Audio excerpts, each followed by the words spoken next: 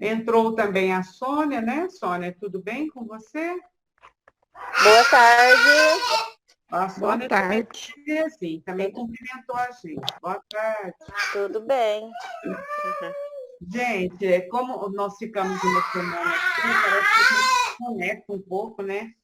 Mas a semana anterior que nós estudamos, nós começamos a fazer só um retrospecto rapidinho aqui, é o perder-se e achar-se. Nós não terminamos, nós paramos na página 92, no penúltimo parágrafo. Espera aí, não, estou falando errado. Na página 90. 90, isso. No último parágrafo da página 90. E foi até um estudo muito gostoso, né? Mas nós não terminamos. Vou fazer rapidinho aqui um retrospecto, você me ajuda, viu, Ana? E aí nós vamos terminar, porque é um assunto bastante interessante. Ela vai dando continuidade na parábola do filho pródigo para trazer os conceitos que ela quer. Aqui, no caso, é perder-se e achar. Baseado no filho pródigo, ele se perde, né? E depois ele se acha. E ela vai fazendo, então, essa leitura e esses símbolos para a nossa vida. Então, deixa eu só ver o que eu falei aqui rapidinho. Não vou repetir tudo outra vez, que senão já não sai desse lugar, né? Ela vai apontando que a nossa meta é alcançar a nossa iluminação, né? É alcançar a nossa iluminação. E para alcançar a nossa iluminação, nós vamos passando por experiências diversificadas e muitas vezes difíceis, né? Estamos até falando agora mesmo. E aí ela fala do processo da reencarnação, que é o processo pelo qual chegaremos à nossa iluminação, que é a conquista do céu. E para alcançar esse estado luminoso, para abrir-se para a essência divina e alcançar o arquétipo primordial, que é Deus, nós temos que ir transitando nas nossas encarnações, vivendo essas experiências, aprendendo, né? Deixa eu ver o que mais. Aí a viagem para a casa paterna, estou fazendo um pequeno resumo aí, ela aborda, então, que nós estudamos é perder-se e achar-se. Não obrigatoriamente que o espírito tenha que passar pelo sofrimento e pela dor, ou por esse perder-se. Entretanto, pela experiência que nós temos aqui, né? Vicença, boa tarde, tudo bem? Todos nós que estamos aqui nesse mundo de provas e expiações, pressupõe que nós nos perdemos em algum momento. E estamos agora, através de novas experiências, buscando nos encontrar, né? Ela faz uma comparação dessa nossa trajetória como espírito, desde a nossa criação até a busca da nossa plenitude, com uma encarnação. Ela pega a infância, tal, a maturidade. E aí, vamos lá, né, gente? Ana, vai me ajudando aí, viu, bem? Se eu esquecer, porque os que participaram a semana passada foram poucos, nós tivemos muita falta. A Nara estava, o Iris também, eu não lembro da Sônia. Então, é mais ou menos isso que ela diz e que nós estudamos, né? Que não terminamos. E que agora nós vamos dar continuidade. Eu tinha escolhido fazer assim, eu leio um trecho, mas outros já fizeram. A gente para e comenta. Quer falar alguma coisa, Ana, Nara, que as que estavam aqui a semana passada? É isso mesmo, você resumiu bem, né? Você resumiu bem, Marlene. Então, vamos... Agora nós paramos na página 90, né? No penúltimo parágrafo e vamos prosseguir. Eu vou ler até onde ela fala achar, se é mais importante do que achar, e a gente comenta. Podemos considerar esse fato, o fato que ela se refere é que quando ele estava perdido, o filho pródigo estava perdido, que ele chega à conclusão, puxa vida, né? Aqui eu estou nesse sofrimento, eu vou voltar para a casa do meu pai, e que ele faz essa viagem de volta. Podemos considerar o último parágrafo da página 90, amigos. Esse fato igualmente como do amor de Deus em relação às suas criaturas. Seus filhos rebeldes, que lhe abandonam a casa paterna e fogem para o país longínquo da loucura e da ingratidão, entregando-se à ilusão com total olvido de sua origem divina, dissipando as forças elevadas que lhes são concedidas para o desenvolvimento espiritual, moral e intelectual, entregando seu servilismo como os animais imundos, as paixões primitivas, disputando as bolotas, insistindo no primarismo ancestral, porque está perdido, mas com a possibilidade de auto-encontrar-se. Fazendo parte da trilogia dos perdidos, a ovelha, a dracma e o filho pródigo, essa parábola também é membro da tríade do encontro, da esperança e da misericórdia e do júbilo. Achar-se é mais importante do que achar.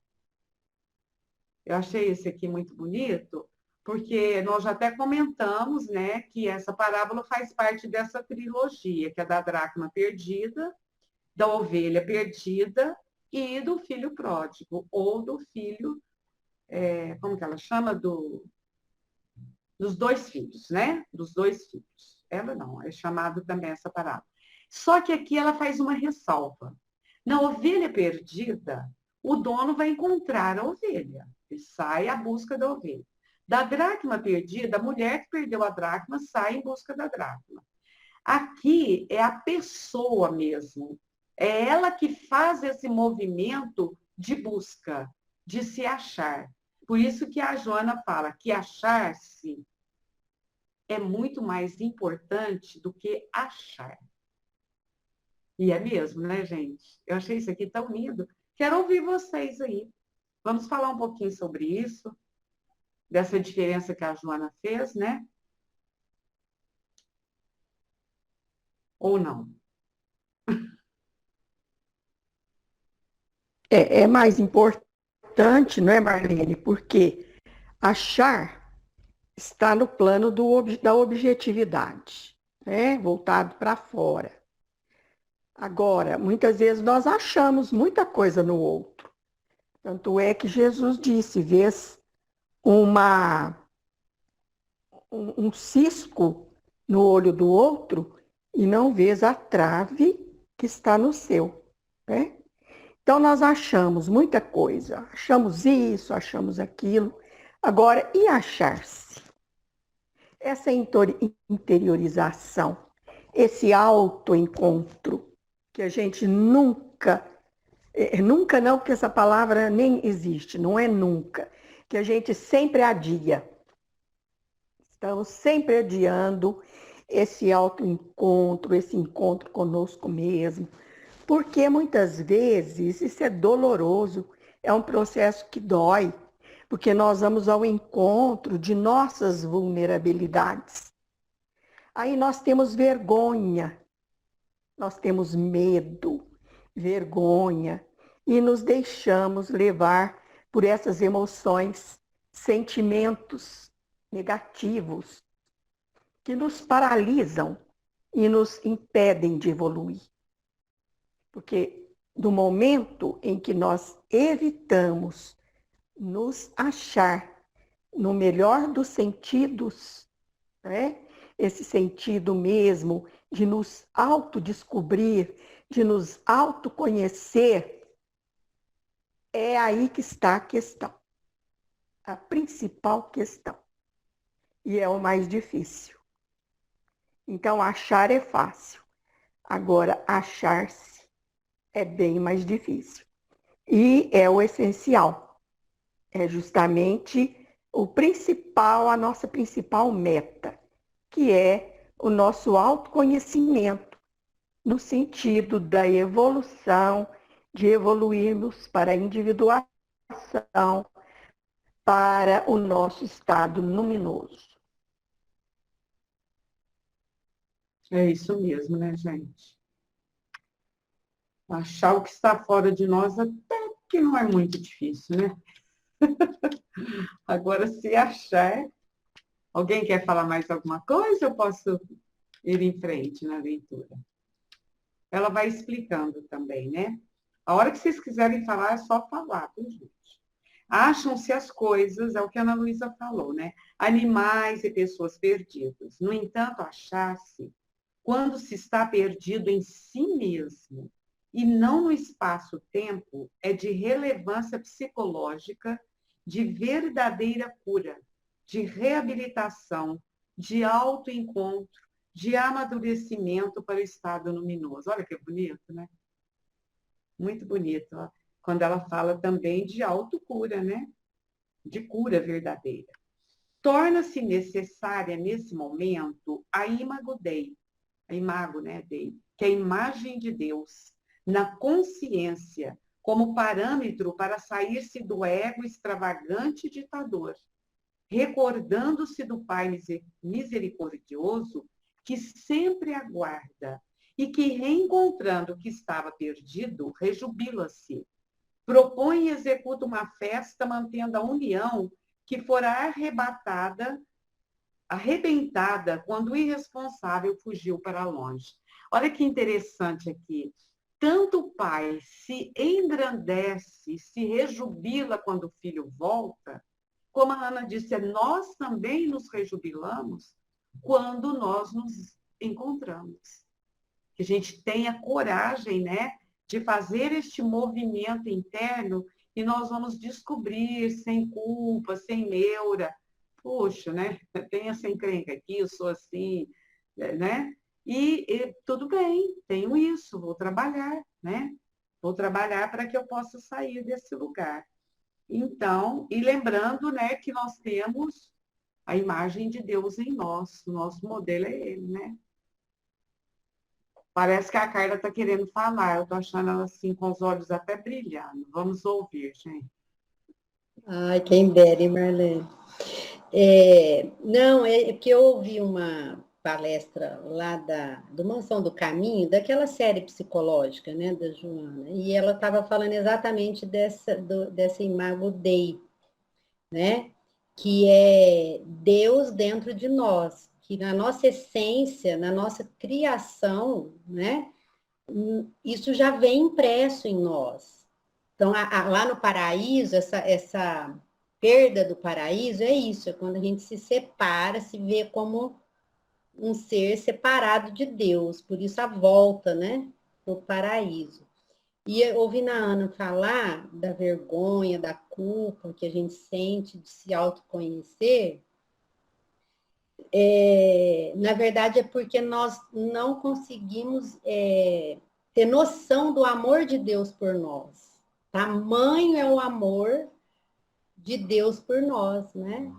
E, então, dá esse medo mesmo de se reconhecer, né, como a gente é. E, no fundo, esse autoencontro é entre a gente e Deus, né? Porque no filho pródigo, ele deixa o pai e volta para o pai, né? Ah, e é isso mesmo, né, Carla? Mais alguém, gente, que quer falar? Eu Podemos só quero falar um falar? pouquinho mais sobre a Imago Dei, que é a parte imaterial do homem. É o espírito, criado à imagem e semelhança de Deus. Então, não é um Deus criado, um Deus antropomórfico, criado à imagem e semelhança do homem, mas um homem criado à imagem e semelhança de Deus. Então, é essa parte imaterial nossa, que é o espírito. Jung usa várias denominações, self, si mesmo, imago Dei, certo? Ele vai diversificando. O eu Mas divino, tudo com o mesmo ideia, né? sentido. Aham, É. muito legal. Então, vamos caminhar mais um pouco? A persona está sempre mudando no processo existencial, porque resulta das aquisições psicológicas e morais, embora o ego se demore na sua dominação, adquirindo recursos para interagir com as novas conquistas. Durante os períodos de mudanças biológicas, conforme referido anteriormente, essas mudanças sucedem-se com naturalidade, atingindo o clímax na fase adulta, velhice, quando o período é saudável. Por isso que eu acho que ela está comparando mesmo. Lembra, Nara? Até que nós conversamos aquele dia. Aqui, ela dá essa repetida, eu acho que ela faz essa simbologia da nossa vida, dessa existência, com a nossa trajetória espiritual. Ou não? Então, Marlene, tem uma fala do Divaldo muito interessante, que ele fala que o espírito, eu vou ver se eu lembro tudo, que o espírito passa por estágios, né? Que ele compara, que seria o estágio infantil, que é o estágio de... Eu tenho tudo anotado, mas vou ver se eu lembro. Que é o estágio, assim, de dependência e tal.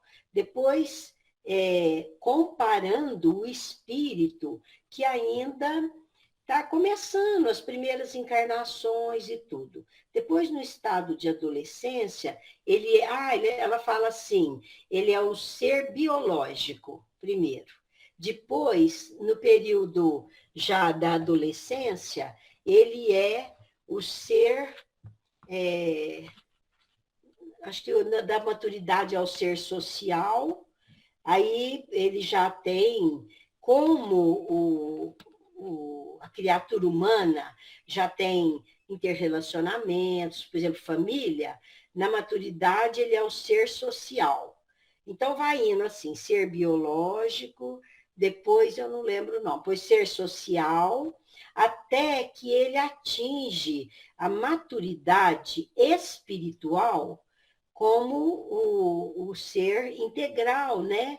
Que tem o desenvolvimento da inteligência, que ele tem a racionalidade e tudo. Então, ela compara, vou ver se eu acho aqui, ainda falo para vocês. Então, ela compara, desse jeito que você falou, todas as etapas da vida física com o ser espiritual, passando por etapas e até atingir a perfeição. Então, assim, é uma comparação que vai, quando ela fala aqui, ó, atingindo o clímax na fase adulta, quando o período é saudável, né? É porque nós, quando estamos aqui na encarnação, adquirindo, aqui fala, aquisições psicológicas, morais, nós deixamos transparecer, eu entendo assim, ainda as nossas falhas, imperfeições e tudo, né? E aí, cada mudança de período nos amadurece, nos permite uma visão diferente, né, dessa realidade. E assim também o espírito, né? Nas fases primárias, ele ainda não desenvolveu todas as suas capacidades, e à medida que ele vai amadurecendo, é como se ele entrasse na fase adulta do espírito, né? Até atingir a plenitude, que seria o ser espiritual. Então, ela fala ser biológico, ser social, ser inteligente, ser espiritual, que é um estágio mais avançado. Eu vou ver se eu acho aqui e depois eu mostro melhor para vocês. Isso que a Nara falou se baseia na teoria dos 3 estados de Pestalozzi. O ser biológico, que é produto dos instintos, né, da natureza.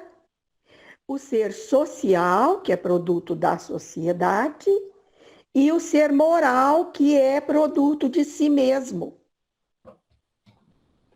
Essa é a teoria dos 3 estados, defendida por João Henrique Pestalozzi. Ana, por favor, repete, por favor. Qual que é a primeira mesmo? O ser biológico, Biológico. ou natural, certo? Que é fruto dos instintos. Uhum. o ser social, que é produto do meio, ou seja, da sociedade, e o Uhum. ser moral, que é produção de si mesmo. É Olha que interessante, interessante mesmo, né? né? Então, a trajetória é essa. É. Nós começarmos lá nos instintos, reencarnando de encarnação em encarnação, até atingirmos o estado de plenitude moral, de moralidade, que é a Muito bom. prática da verdadeira moral. Ana Luísa, mas aí, só para. Mas eu estou perguntando até uma bobeira, você desculpa. Aí quer dizer, quando instinto, aí engloba a parte animal, ou já quando o ser humano ele começa também na parte de instinto? Como é que funciona isso? Aí é o ser, né? Trata-se desde a evolução do princípio inteligente, conforme Joana vem mostrando para nós, até chegar na etapa de individualização, como espírito com letra E maiúscula. Certo? Então vem toda essa trajetória aí. Ô Iris, eu entendo que essa classificação que ela faz, que o Divaldo faz, comparando, já é o espírito, não antes da condição de humanidade, que aí seria o princípio espiritual. Então, a partir da condição de humanidade, eu estou achando aqui, eu já achei onde está. Para eu repetir, a partir da condição Só de um minutinho, humanidade, Nara. É isso mesmo, o espírito é que começa com essa mas Joana começa de lá, certo?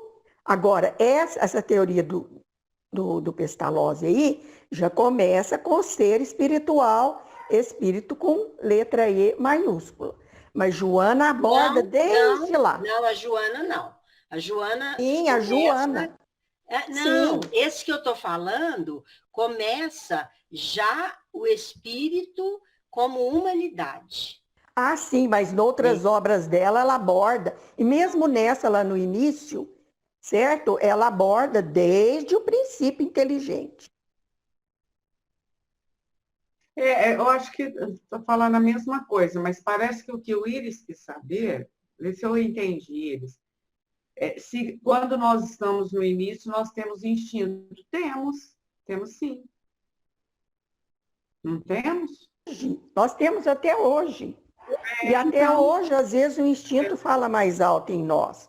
E como diz Kardec, às vezes ele é melhor guia que a própria razão. Então, nós temos... Acho que a gente, enquanto encarnado, eu penso. Não, o que eu penso assim, enquanto encarnado, enquanto assim, nessa evolução que a gente está, eu acho que a gente ainda vai carregar por um bom tempo, pelo menos o instinto nosso ainda vai um pouco. Acho que a gente vai perdendo ele, pode ser de acordo com a evolução. Mas assim, a minha dúvida mesmo é se quando a gente parte para a parte humana, para a parte espiritual, já para a parte humana, a gente não é só instinto, já tem alguma coisa a mais do que isso, não é? A minha pergunta é essa, porque eu entendo assim, quando a gente é só instinto, a gente ainda está na parte animal. Mas isso é uma pergunta, eu não estou afirmando nada, eu estou querendo com a curiosidade. Ah, sim, Iris. Sim, é isso mesmo. A gente vai, porque o instinto ainda, às vezes, domina em nós. Mas à medida que nós vamos evoluindo, nós vamos diluindo essa dominação do instinto. E vamos adquirindo as qualidades morais, vamos desenvolvendo as nossas potencialidades e nós não deixamos esse instinto nos dominar mais. Ô, Nara, Nara, só um minutinho. Marlene. Nara, só um minutinho, vou deixar você falar. Nós recebemos aqui uma pessoa, um participante, Carlos Roberto, seja bem-vindo, viu? Sinta-se à vontade. Se quiser participar, nós estamos estudando aqui a obra de Joana de Ângeles, que é Em Busca da Verdade, nós estamos no capítulo 4. Seja bem-vindo, viu, Carlos? Pode falar, Nara. Obrigado.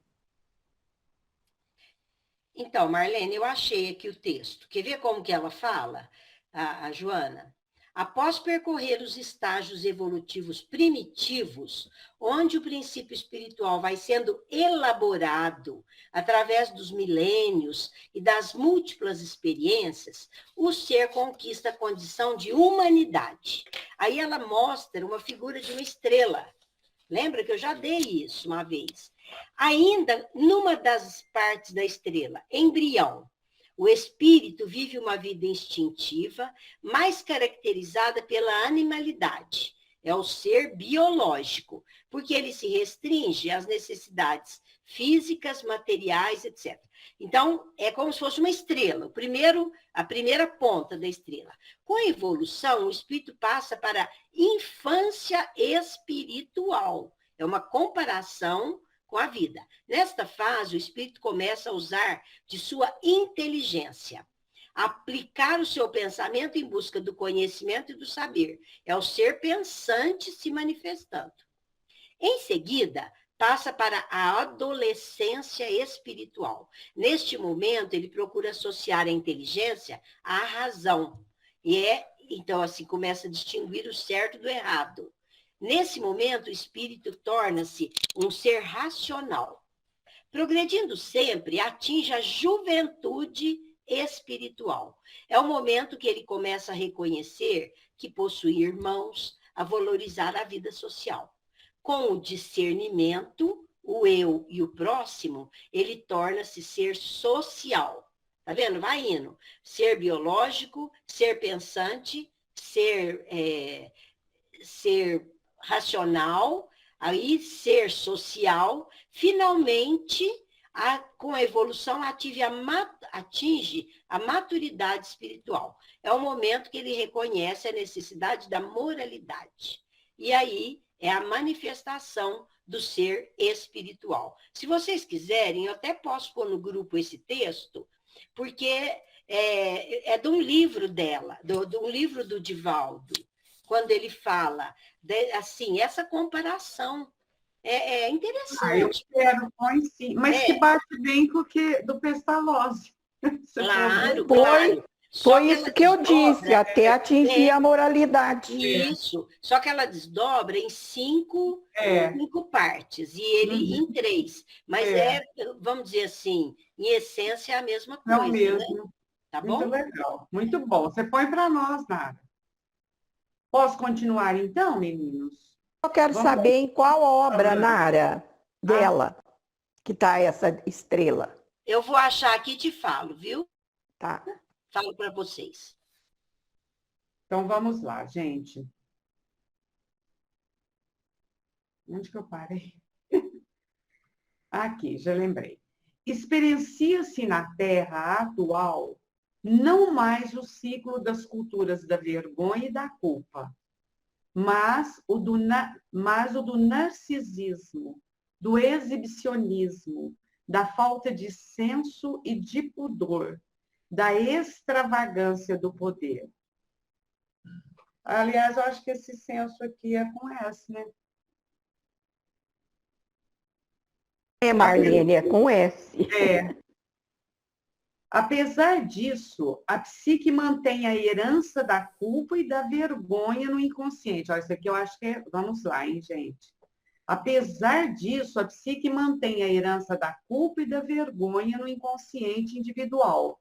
E mesmo quando anestesiada por circunstâncias e ocorrências casuais, locais, sociológicas, são sempre de breve período de duração, porque ressumam e se expressam de maneira patológica com transtornos de comportamento e síndromes de enfermidades defluentes da somatização. Acho que aqui tem muita coisa para a gente falar, mas vou contar com vocês.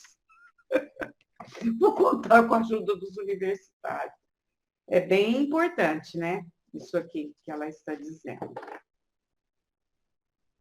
Olha que eu achei a Joana é danada, né? Ela pega essa parábola, ela quase está escrevendo esse livro em cima dessa parábola. Impressionante, pode falar, Ana. A loucura pode, assim, ser coletiva. E nós estamos num momento bem desse aí, né? Com as Anitas da vida, fazendo assim coisas incríveis, mirabolantes, né? E companhia limitada. Só que essa consciência, essa lei divina, está lá, gravada, né? Então, esse sentimento de culpa, de vergonha, está lá presente. Porque nós sabemos que nós temos um código de leis divinas dentro de nós. Nós temos consciência disso. Já temos. Mas muitos não despertaram ainda para isso. E ainda estão nessa aí de exibicionismo, de personalidades histriônicas, né? Que a Carla pode explicar para nós bem depois, sobre as personalidades histriônicas, que gostam de aparecer e de fazer essas excentricidades, né? Para estar sempre no púlpito, na berlinda, sempre coroado de fama, de glória, mas a consciência de vergonha, de culpa está lá. Não é necessário fazer esse caminho, né? Ficar fixado na culpa, na vergonha, porque são ocorrências comuns, Joana fala aqui para nós. São ocorrências comuns do ser humano, são naturais, são coisas naturais do ser humano. São as nossas vulnerabilidades que nós não gostamos de demonstrar. Mas é justamente esse medo, essa culpa, que nos conduz ao arrependimento e que, por sua vez, vai nos conduzir à reparação de nossos erros. E assim nós caminhamos, evoluindo continuamente, porque esse processo de evolução nós podemos deter por algum tempo, mas jamais impedir. Não tem como. Nossa predestinação é evoluir. Isso que é bom, né, gente? Nós podemos parar, podemos estacionar, mas nós vamos. Então, vamos mais um pouco aqui. É compreensível que o necessário sair de casa para tornar-se herói, aí ela remete outra vez à parábola, né? Não deva passar obrigatoriamente pelo insucesso, a depender, portanto, da maneira elegida por essa experiência. Então, não quer, Jesus deu esse exemplo, mas o que a Joana está nos dizendo? Quando se você sai, não necessariamente você vai encontrar o insucesso. Achar-se é uma necessidade de si mesmo para desfrutar a alegria de viver, não sucumbindo em distúrbios de conduta, sempre lamentáveis e dolorosos. Todo desvio é lamentável, né? A Ana deu o exemplo aí da Anita, mas eu penso que todos nós, em diferentes situações, estamos vivendo isso, né? Em grau bem menor ou maior, sei lá eu. Quando se pensa que o cosmos possui um sistema de natureza moral organizador, descobre-se alegremente que a vida oferece processos evolutivos que impulsionam o engrandecimento pessoal e a plenitude ou individuação. É a vida nos conduzindo para o bem e para o belo. Não tem conversa. É para lá que nós temos que ir, né? Pode-se achar esse... Marlene, antes de você continuar, pode falar. Me permite uma outra parte. Claro. Em vez de culpa, nós devemos e podemos assumir a responsabilidade de nossos atos. E em vez de vergonha, coragem, né? Coragem para enfrentar a nossa sombra, os nossos erros, esse lado nosso sombrio, que ela vai falar mais adiante. Muito bem, né? Ana, porque a culpa e a... O que você falou? A vergonha. A culpa e a vergonha, ela nos paralisa. São paralisantes. Não, então não, vamos lá, vamos me responsabilizar, vou ter coragem, né? Errei, Isso. mas vamos que vamos, né? Vamos enfrentar isso aí. Pode-se alcançar esse crescimento sem que se passe compulsoriamente. Olha lá, então não é compulsório, gente, a gente ter insucesso. Olha que bonito. Olha lá, compulsoriamente pelo insucesso do ego, pelas incertezas do self, realizando-se a viagem de volta à casa em clima de alegria. Olha que bonito. Jesus concebeu e expôs a parábola do filho pródigo, assim como as duas outras, né, da dracma perdida e da ovelha perdida, sobre os perdidos, para demonstrar que ele viera para esses sofredores e desorientados, que ele encontraria e reconduziria suas origens na doce expressão do Pai misericordioso, o que conseguiu com êxito retumbante, demonstrando subrepticiamente aos seus antagonistas que, de alguma forma, eles estavam perdidos, mas que também estavam sendo encontrados, tendo a chance de retornar à casa paterna. Olha, a Joana, ela sempre termina no alto, ó.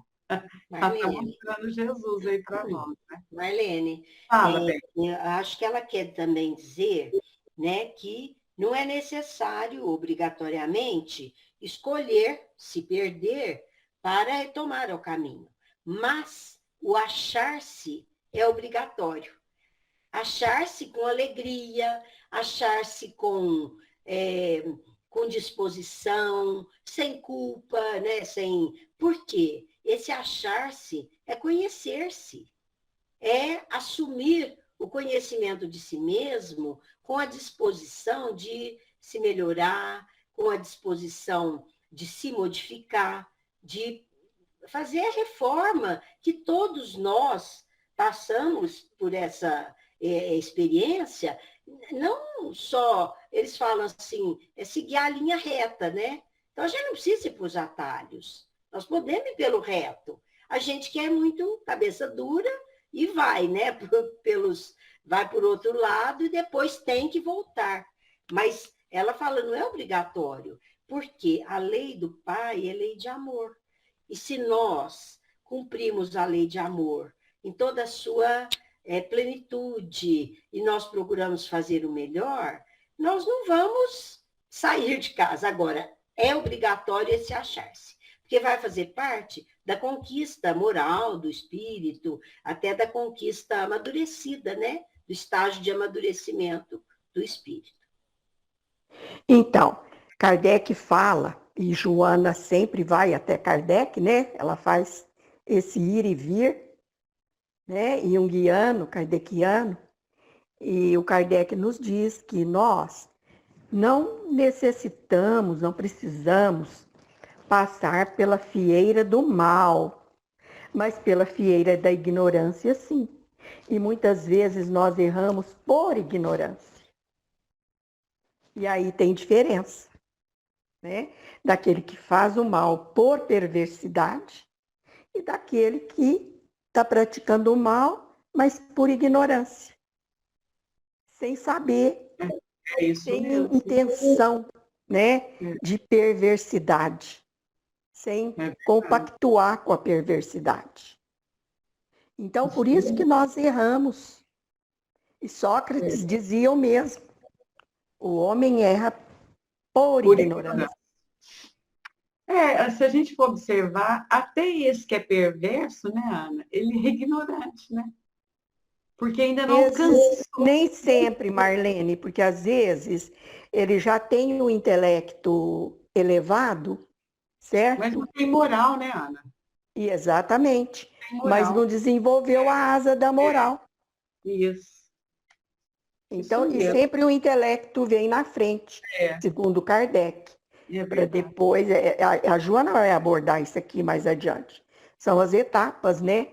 Ora nós aperfeiçoamos o intelecto, ora vem e aperfeiçoa mais um pouco a moral, e vai nesse zigue-zaguear aí, até atingirmos a condição de espíritos puros, de espírito luminoso, conforme linguagem junguiana. Isso mesmo. Então, os desafios de Jesus, gente, prosseguem na atualidade com as mesmas características representadas no seu chamamento à consciência de felicidade. Naturalmente, para aqueles que a perderam e não a tiveram, ante o crivo dos novos fariseus presunçosos e enganados em relação à vida e ao seu determinismo. São, por enquanto, filhos pródigos, saindo da casa paterna, para desfrutar as heranças divinas num país longínquo. Esses aí, né? Igual a Ana citou, são os que estão fazendo a maldade, ou eventualmente nós mesmos, né? Nem vou falar dos outros. Isso Porque mesmo, Marlene. Por enquanto, né, Marlene? Por enquanto, nós somos esses filhos pródigos aí, ó, buscando o caminho, né? Eu acho que só esse fato de estarmos aqui estudando, né, já é uma busca. E como é, né? E como é. E muito importante. Né? Bom, gente, então, vocês vejam que nós ficamos quase que 2 estudos no achar-se. Mas vamos começar o sair de si mesmo, né? E você quer que eu leia um pouco, Marlene? Se você puder ler, você dá conta aí, Ana? Dou. Então Dou, tá. sim. Agora, essa parte, gente, nós tínhamos combinado assim, né, Ana? A Ana vai tocando, mas todo mundo vai ajudar, viu, gente? Você também vai tocando aí, Marlene. Não fica com essa folga, não. Para que o si mesmo possa expressar-se com segurança, especialmente na parábola em análise, torna-se indispensável a integração da persona com a sombra. Então, o que é a persona? Vocês gostariam de falar? O que é a persona? Quem gostaria de falar? Carla? Ô, Ana, eu gostaria de te ouvir. Já está mais por dentro de Jung que eu. Então, eu vou falar, depois vocês falam aí, né? Ó, fechei. Bom, a sombra, então, gente, é a nossa máscara para o convívio social. É a nossa primeira aparência. Né? Então, eu estou aqui, olha, usando uma persona. Né? A minha persona agora é de estudiosa aqui, de Joana de Ângeles, tentando buscar a verdade sobre mim mesma. Mas será que eu já encontrei totalmente essa verdade? Eu ainda uso muitas máscaras. Muitas. Elas são necessárias? Sim. Mas qual é o grande problema da persona? É quando justamente nos identificamos com ela. Eis a chave da questão. Nós não podemos e não devemos nos identificar com a persona ou com as personas, porque vocês viram que as personas mudam no decorrer da vida. Então, na infância, nós adotamos determinadas personas.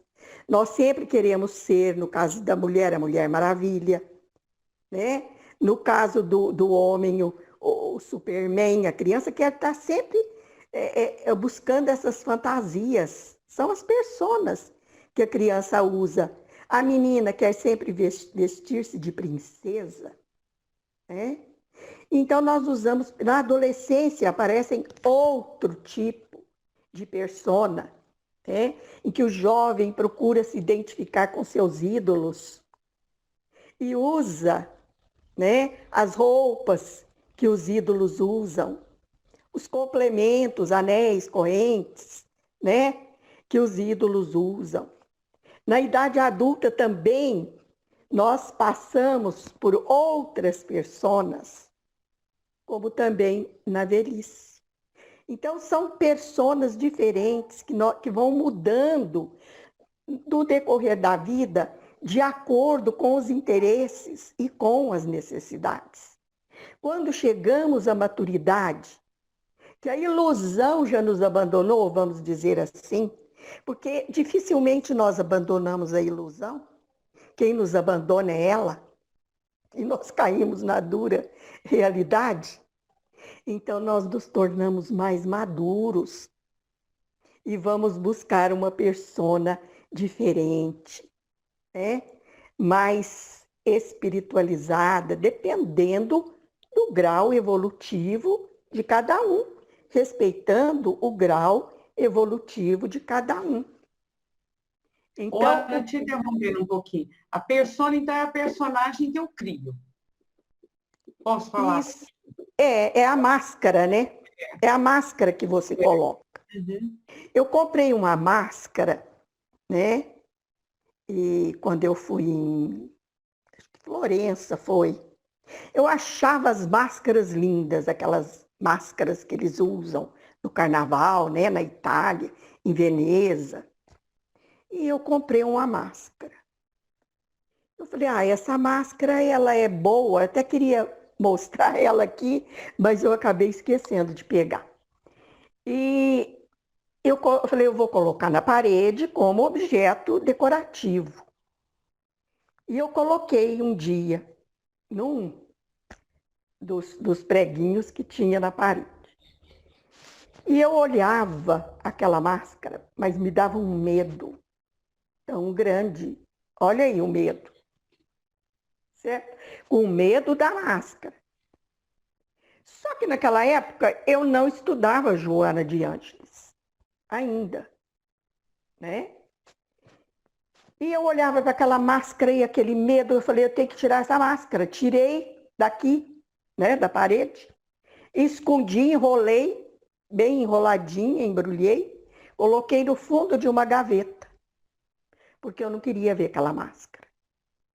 Hoje, estudando Joana de Ângeles e pensando e repensando, refletindo sobre esse fato, eu cheguei à conclusão que aquela máscara era justamente a persona com a qual eu mais me identificava e não devia me identificar. E eu sei bem qual é ela, viu, gente? Eu não vou contar agora para vocês qual é, mas eu tenho que tomar muito cuidado com relação a essa máscara. Muito cuidado mesmo.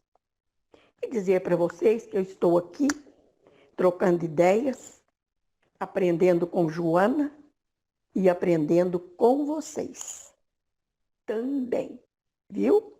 O que vocês falam é muito importante.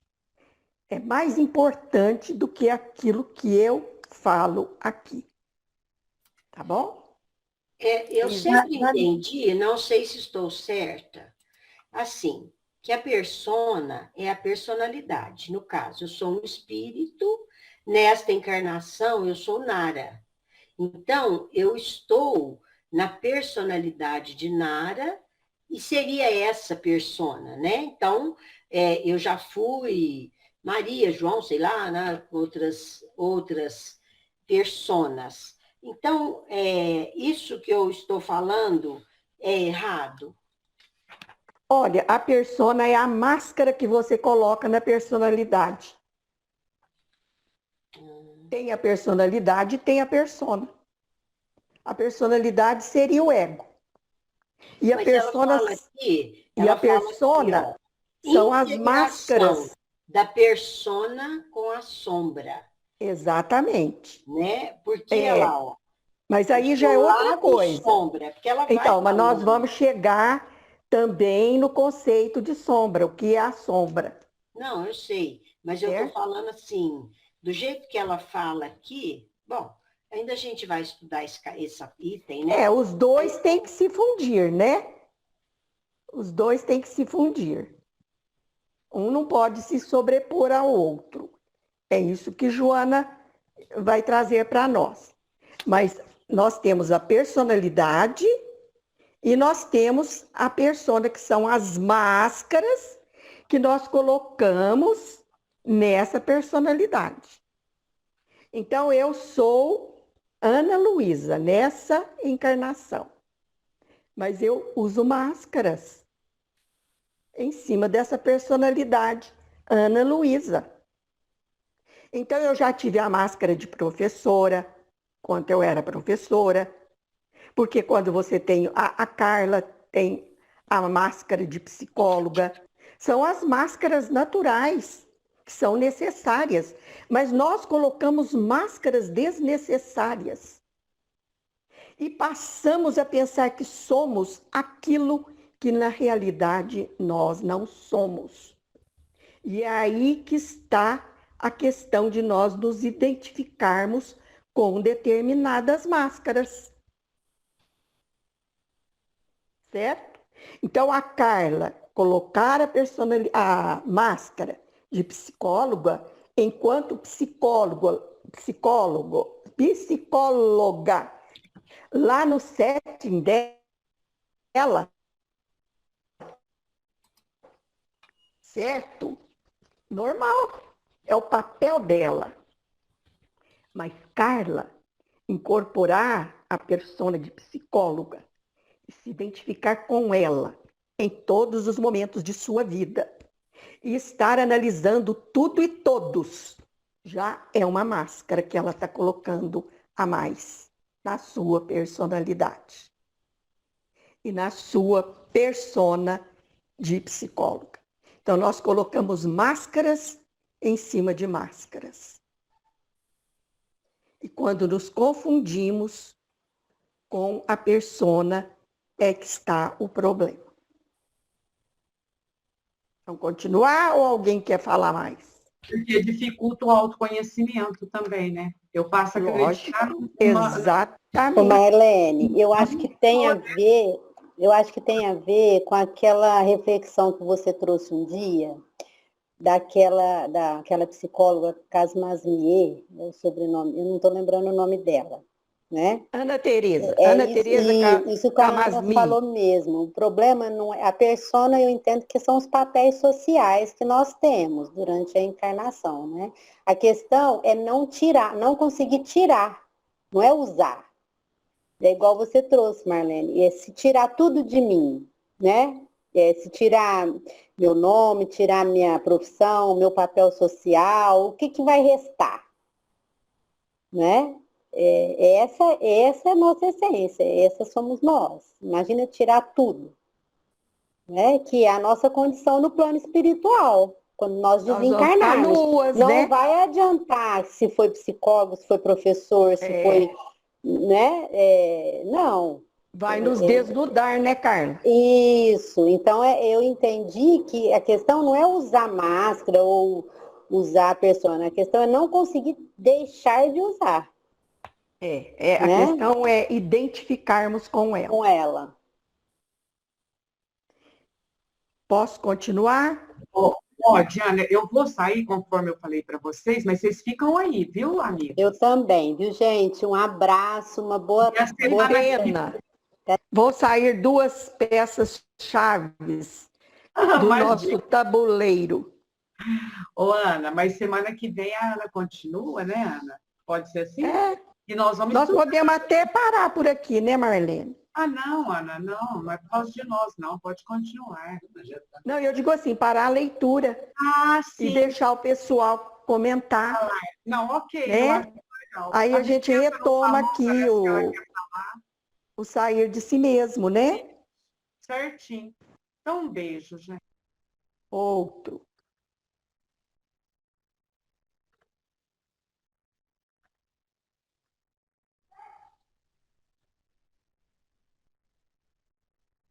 Gente, a palavra está aberta a todos aí.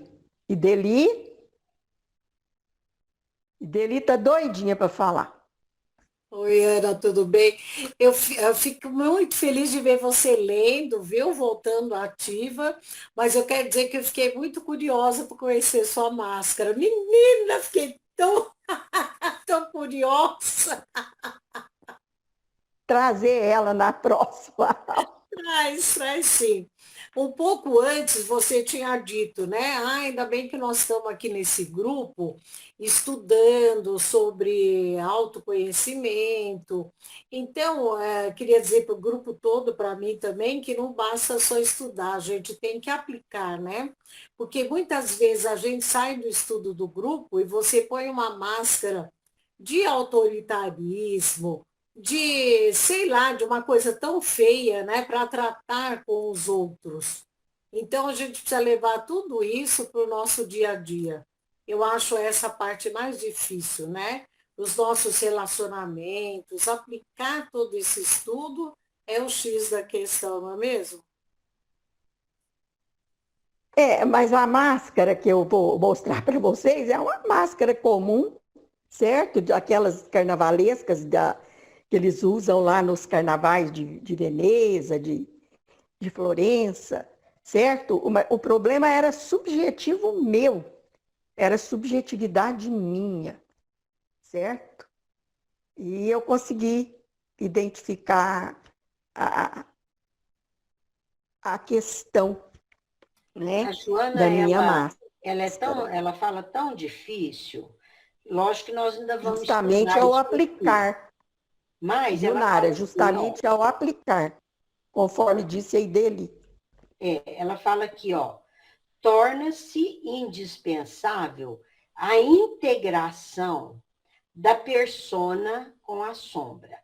Então, eu entendi, porque ela segue aqui falando, que seriam dois pontos opostos, então que tem que atingir o equilíbrio. Mas se essa persona também é ruim, a sombra também, parece que isso aqui não tem muita lógica, essa coisa que ela fala aqui. Mas nós vamos estudar semana que vem, né? Eu vou ler mais.